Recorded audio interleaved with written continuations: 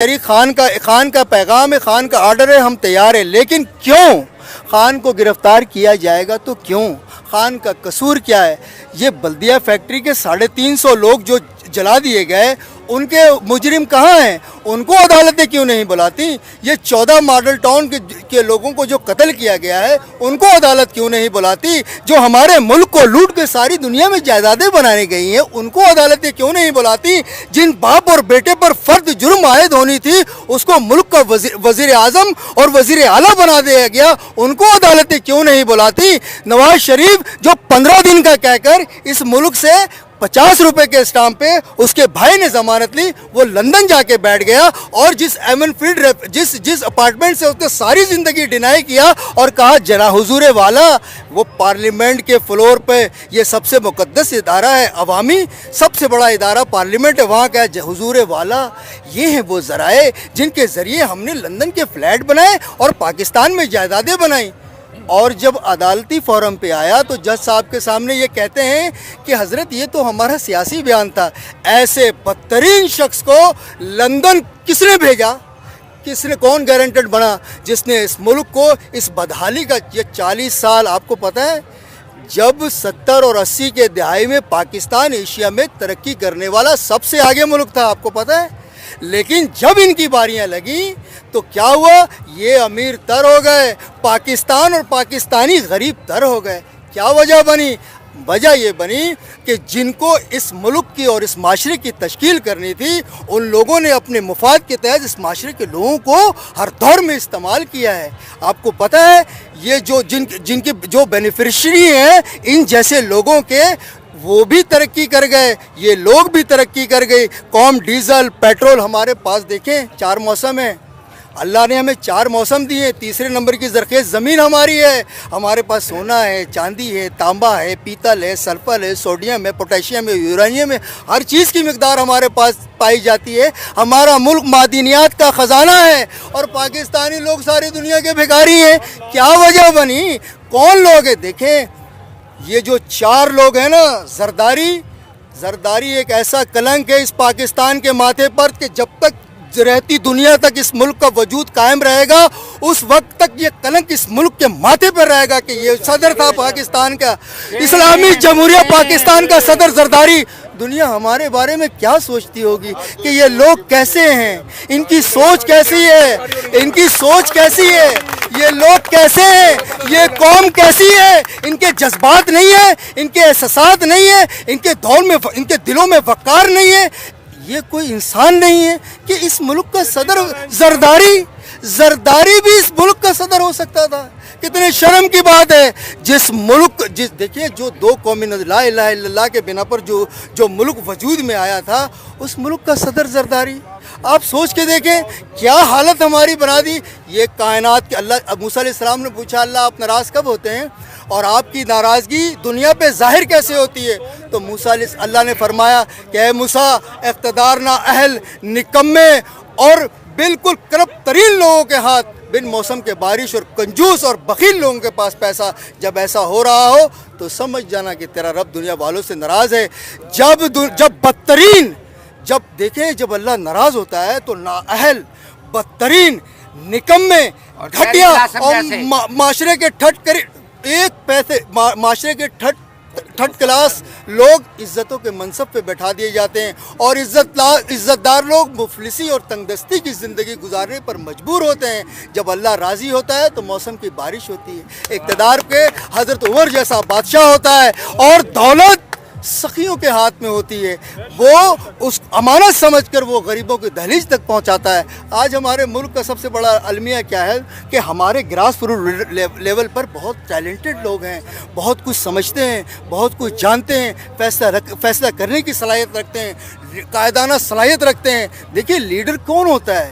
Leader کوئی زمینیں وہ سڑکیں نہیں بناتا، سڑکیں تو بلدیاتی اداروں کا کام ہوتا ہے بنانا. لیڈر تو قوم بناتا ہے، قوم کی سوچ بناتا ہے، قوم کا ویژن بناتا ہے، فیوچر کی پلاننگ دیتا ہے اور قوم کو ساری دنیا کے سامنے روشناس کراتا ہے اور دلانہ طور پر فیصلے کرتا ہے اور قوم کو ساری دنیا میں عزت دار اور باوقار بنا کے اٹھاتا ہے.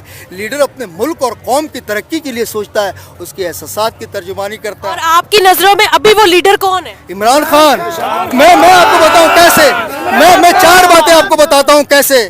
سری لنکا کے لوگ مسلمانوں کو جلاتے تھے، سری لنکا میں لوگ ہم مسلمانوں کو جلاتے تھے. عمران خان نے راجہ پکشا سے بات کی کہ بھائی ہمارے اسلامی اقدار کے مطابق ہمیں دفنایا جاتا ہے، جلایا نہیں جاتا. تم ہمارے لوگوں کو، یہ 75 سالوں میں کسی میں جرت ہوئی سری لنکا جیسے ملک سے بات کرنے کی؟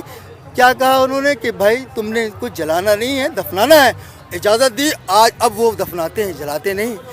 جب محمد بن سلمان پاکستان آیا، کوئی مائی کا لال دیکھیں درد دل رکھنے کے، احساسات رکھنے کی بات ہوتی ہے.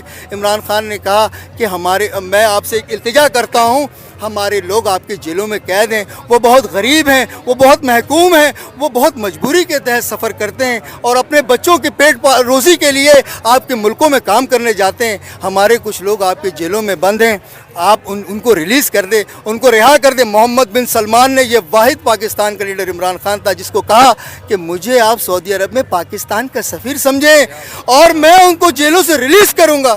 آپ مجھے بتائیں، جو اقوام متحدہ میں کھڑے ہو کر ساری دنیا کی طاقتوں کے سامنے کہے کہ لا الہ الا اللہ، اس کا مطلب سمجھتی ہیں کیا ہوتا ہے؟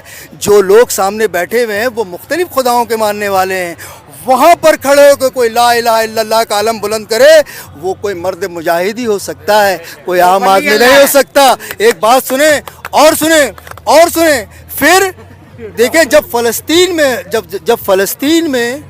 فلسطین میں اسرائیل نے بمباری کی تو پہلا پاکستان کا وزیر اعظم عمران خان تھا جس نے بھیجا شاہ محمود قریشی کو اقوام متحدہ میں اور جاؤ اور کہو یہ جنگ بندی کرائے.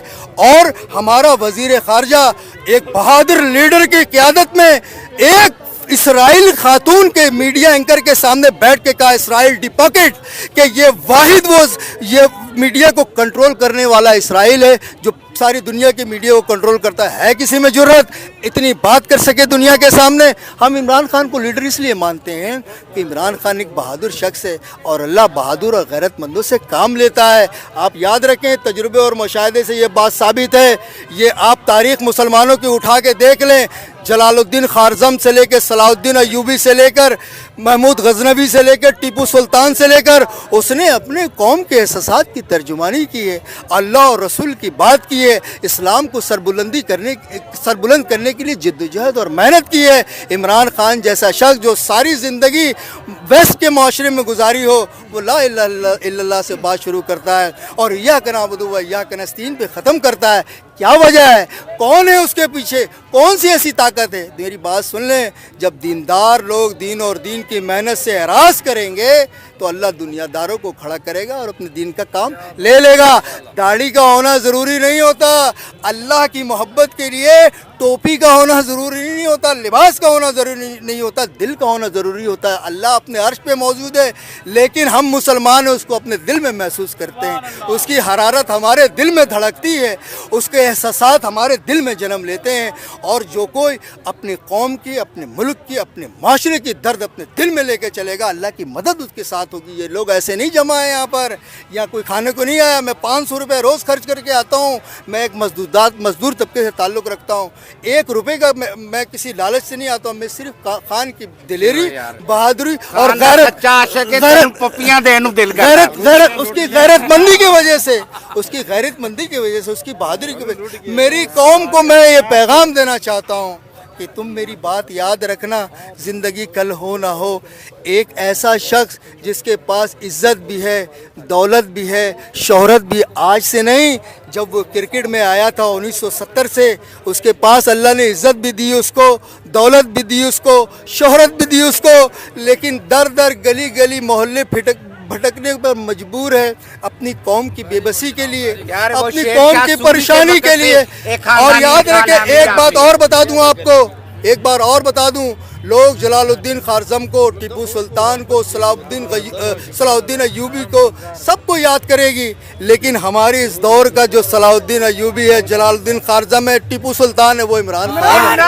اور یاد رکھیں، آخری بات میری بہن، اللہ آپ کو خوش رکھے، ایک بات میری یاد رکھیں، ایک بات میری یاد رکھیں، جس شخص سے بیرونی دشمن اور اندرونی غدار یہ صلاح الدین ایوبی کا قول ہے، جس سے بیرونی طاقتیں اور اندرونی غدار ڈرتے ہوں، وہی آپ کا حقیقی لیڈر کہلانے کے لائق ہے۔ اور عمران خان میں یہ ساری خصوصیت ہیں۔ میں اپنے تمام بڑے ادارے اور پاکستان کے تمام طاقتور لوگوں سے یہ باور کرا دینا چاہتا ہوں کہ آپ میری گفتار کو نہیں روک سکتے، آپ میرے جذبات کو نہیں روک سکتے، آپ میرے احساسات پہ پابندی نہیں لگا سکتے۔ میں جسے چاہوں گا اپنا لیڈر تسلیم کروں گا اور جسے چاہوں گا انکار کروں گا۔ آپ مجھے قید نہیں کر سکتے۔ میرا پیدا کرنے والا، جس نے اس زمین کو بنایا، آسمان کو بنایا، چاند سورج کو بنایا، ستارے سیاروں کو میرے لیے بنایا، آپ کو پتہ ہے آپ کون ہیں؟ ایک انسان جس میں اللہ کی گواہی، اس کے رسول کی گواہی دیے، 7 تہ زمین، 7 آسمان، چاند سورج ستارے سیارے سے افضل ہے۔ اتنی اللہ نے ہمیں اہمیت دی ہے، ہم کو بولنا سکھایا، ہمیں دل دیے، اس دل میں احساس دیے، اس میں جذبات دیے، اس میں محبت دی، اس میں تمام کائنات کی محبت، کیا کچھ اس میں ایک دل میں اللہ نے جمع کیا۔ اور پھر اللہ نے فرمایا کہ الرحمن علم القرآن خلق الانسان علمہ البیان۔ مجھے بولنے کی طاقت، استعداد میرے مالک نے دی ہے، اور اشرف مجھے بنایا ہے، اور 4 قسمیں کھا کے مجھے بیان کیا ہے۔ کیا کیا کہ والتین والزیتون وطور سینین وہذا البلد